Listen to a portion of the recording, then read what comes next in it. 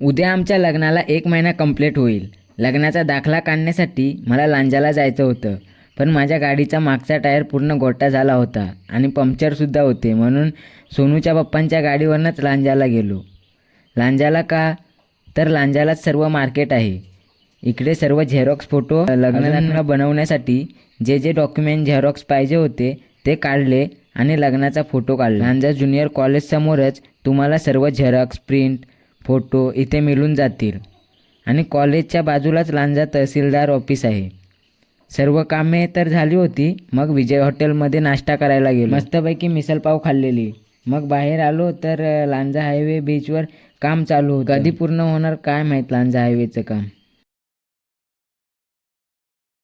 लांजाला आमच्याच गावातले सरपंच भेटले. मग मी त्यांच्याच गाडीवरनं घरी आलो. नंतर सर्व डॉक्युमेंट एकत्र करून ग्रामपंचायतीमध्ये सबमिट करावे.